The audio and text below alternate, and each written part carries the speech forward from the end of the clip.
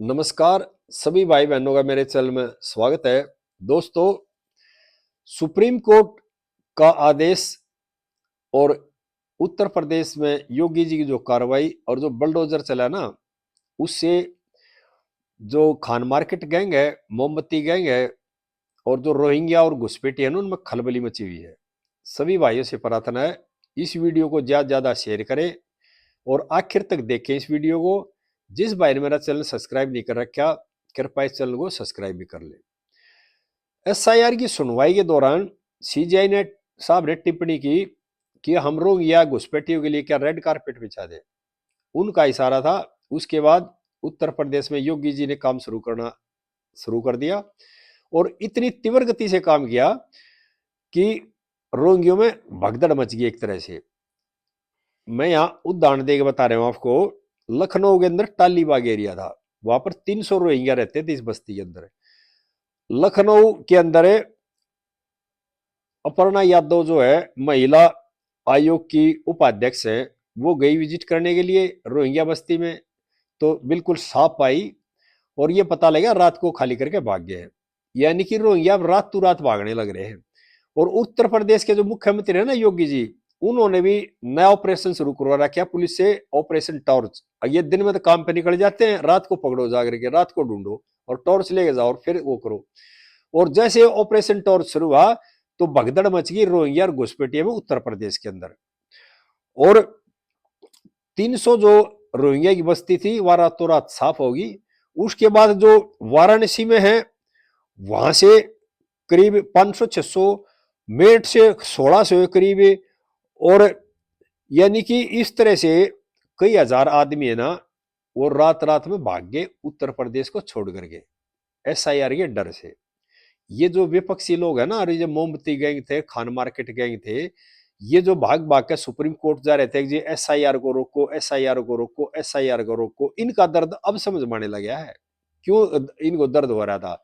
इसलिए हो रहा था, इनका वोट बैंक था ये। और ये वोट बैंक एसआईआर जैसे शुरू हुई छोड़ के भाग गया। और सुप्रीम कोर्ट ने क्लियर टिप्पणी की थी, अगी हम रोहिंग्या जो है उनके लिए रेड कारपेट बिछा देगा, आप हमारे देश के गरीबों की चिंता करो। ये इशारा था और योगी जी ने काम शुरू कर दिया। और इस तरह का जो काम है सारे उत्तर प्रदेश में शुरू कर रखा। उत्तर प्रदेश का कोई जिला नहीं बच रहा।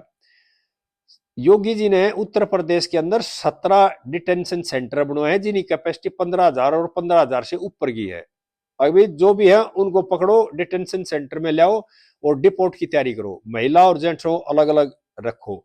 इस तरह की जो तैयारी कर रखा है युद्ध स्तर पर काम शुरू कर रखा है।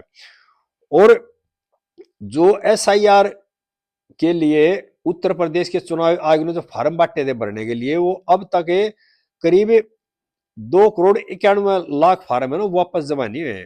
ये रिपोर्ट दी है उत्तर प्रदेश के चुनाव आयोग ने। और राष्ट्रीय चुनाव आयोग से अपील की है कि हमारे को थोड़ा समय और दिया जाए। और ये बहुत चिंता का विषय है एकदम से, यानी कि करीब 3 करोड़ जो लोग हो कहां चले गए। इस पे हम और दोबारा जांच करें पूरी अच्छी तरह से। और ये नतीजा है इस एसआईआर की का काम शुरू होने से। जो संवैधानिक संस्थाओं पे चुनाव आयोग है, देश की जो सरकार है, उस पर जो और ईवीएम पर जो बार बार आरोप लगा रहे थे, ये जो यानी खान मार्केट गैंग और मोमबत्ती गैंग और कई जो खास पार्टियां हैं, जो परिवारवादी पार्टियां हैं, जो नेता हैं, वो इसी कारण लगा रहे थे। और अब क्या किया, जब देश के सीजीआई ने बोलना शुरू किया ना, तो उन पर भी आरोप लगाना शुरू कर दिया, उनकी प्रतिष्ठा के बारे में बोलने लगे और उनको घेरना शुरू कर दिया। यानी कि ये जो कहे वो ठीक है और जो संविधान सम्मत काम करे वो गलत है। यानी ये चलाना चाह रहे थे संविधान को अपने हिसाब से। लेकिन देश के सीजीआई ने इनको शीशा दिखा दिया कि देश का जो काम होगा, देश की जो संस्था है ना, वो संविधान के हिसाब से काम करेंगी, आपके हिसाब से काम नहीं करेंगी। और कई जो बड़े बड़े वकील थे उनको अड़का भी दिया था।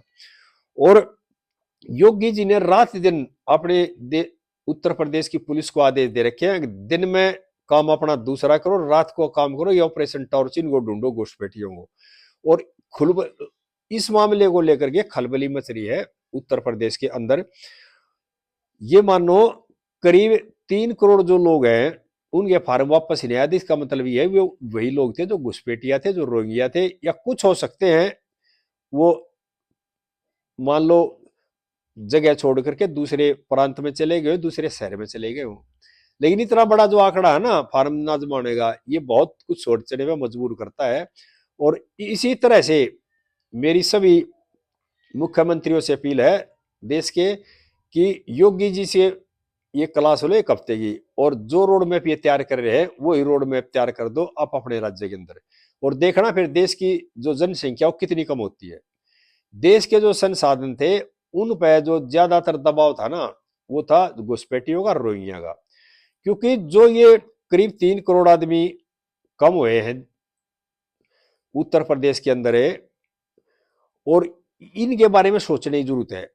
और ये देश की जो अर्थव्यवस्था पे कितना बड़ा बोझ थे, यानी सरकार के संसाधनों पर काम का फायदा ये ले रहे थे, राशन का फायदा ये ले रहे थे, पेंशन भी ले रहे थे सरकार से। कितना बड़ा आर्थिक बोझ था सरकार के ऊपर इन लोगों का। हमारे देश के मूल नागरिक नहीं है, घुसपैठिया हैं, आगे रहने लग गए और अपना अधिकार मांगने लग गए। SIR की जो कार्रवाई है ना वो बिल्कुल 100% सही है। इससे देश के मूल नागरिकों को बहुत ज्यादा फायदा होगा, और ये जो घुसपैठिया रोहिंग्या इनकी छटनी हो जाएगी, ये डर के वापस भी भाग जाएंगे या इनको डिपोर्ट कर दिया जाएगा। ये एक तरह से हमारी जो पहले की सरकारें थी ना, उनके टाइम का जो एजेंसियों जो ढुलमुल रवैया था ना, उसका नतीजा जो देश की जनसंख्या एकदम से इतनी बढ़ गई। देश की सही देखी जाए ना तो देश के मूल निवासियों की जनसंख्या इतनी नहीं बढ़ी है, बाहर के लोगों ने आकर के देश की जनसंख्या को बढ़ा दिया है। इस पे जो ये पुरानी सरकारें थी उनने ध्यान नहीं दिया। क्यों? क्योंकि वो इनका वोट बैंक था, और ये खुद इसमें शामिल होते थे, लाते थे, जगह देते थे ठहरने के लिए, इनका राशन कार्ड बनाते थे, आधार कार्ड बनाते थे, पेंशन दिलवाते थे, यानी कि देश के संसाधनों का जो मजा है इनको दिलवाते थे। और कारण क्या था? अपने वोट बैंक को बढ़ाने का। लेकिन अब जो कर दिया ना, योगी जी ने सफाई शुरू कर दी। अगर तमाम मुख्यमंत्री इसी तरह से सफाई कर दे तो इससे देश की जनता को फायदा होगा, देश में शांति भी होगी और अपराधों पर भी नकेल लगेगी। और यूपी जो इलेक्शन कमीशन है ना, वो इस बात से चिंतित भी है, या करीब 3 करोड़ फार्म वापस क्यों नहीं आए, और इसलिए उसने इलेक्शन कमीशन से दूसरा भी मांग लिया, टाइम भी मांग लिया। और मेरी सभी भाइयों से प्रार्थना है कि जो हमारे आसपास रहते हैं ना, उनको सभी को जानते हैं कौन आदमी बाहर का घुसपैठिया कौन यहाँ का मूल निवासी है, उसके बारे में प्रशासन की मदद की जाए, और उसके बारे में सूचना पुलिस को दी जाए और इलेक्शन कमीशन को भी दी जाए।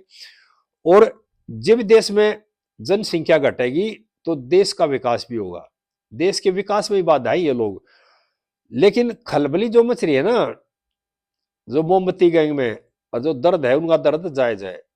क्यों? अगर इस तरह से देश से ये लोग बाहर हो गए, जिस तरह से SIR हो रही है, तो इनका आगे सरकार माना बहुत मुश्किल हो जाएगा, क्योंकि ये इन्हीं का वोट बैंक है। और इसीलिए ये हाय हाय कर रहे हैं, हाय तौबा कर रहे थे। लेकिन अब जो देश का सुप्रीम कोर्ट है ना, उनने भी इस पे मोहर लगा दी है। अब जो घुसपैठिए हैं उनके लिए जगह नहीं है देश के अंदर।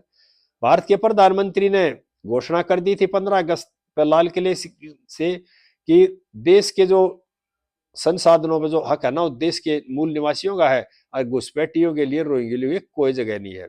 इसी तरह से SIR के माध्यम से चुनाव आयोग ने अपना सही काम करना शुरू कर दिया है।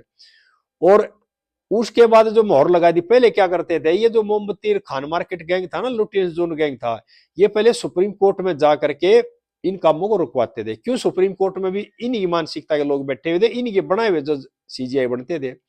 अब जो CGI आए हैं वो अपनी मेहनत से इस पद तक आगे हैं, एक कॉमन मैन है, वो अब संविधान सम्मत काम करने लग गए, तो इन्होंने उनको भी घेरना शुरू कर दिया, उन पर भी आरोप लगाने शुरू कर दिए, उनके खिलाफ चिट्ठी भी लिखनी शुरू कर दी। लेकिन CGI साहब के तरफ से भी बहुत लोग खड़े हो गए। क्यों? देश के ज्यादातर लोग देश के अंदर शांति चाहते हैं, देश के अंदर संविधान सम्मत काम चाहते हैं। और जो ये मोमबत्ती गैंग है ना, इनसे लोग परेशान भी हैं। जैसे ही ये जो संगठित लोग हैं, इन्होंने CGI के खिलाफ मोर्चा खोला, तो CGI के तरफ से भी मोर्चा खुल गया इनके खिलाफ। और अब हालात ये हो गए कि इन्होंने मुश्किल होगी, क्योंकि CGI साहब ने बता दिया अभी SIR जो हो रही है वो संविधान सम्मत हो रही है, ये कानूनी अधिकार है इलेक्शन कमीशन का। अब इनके पास कोई जवाब नहीं है। सभी भाइयों से प्रार्थना है इस वीडियो को ज्यादा ज्यादा भाइयों को शेयर करें, और जो संविधान सम्मत काम कर रहा है ना हमारा चुनाव आयोग और हमारे सीजीआई साहब, हमारे प्रधानमंत्री जी, उनके साथ खड़े रहे। और जिस भाई के पास घुसपैठ या रोहिंग्या के बारे में कोई खबर हो तो उसकी सूचना प्रशासन को दे और नजदीकी पुलिस को दे। आगे इस तरह की बातें फिर बताता रहूंगा। जय हिंद देशवासियों।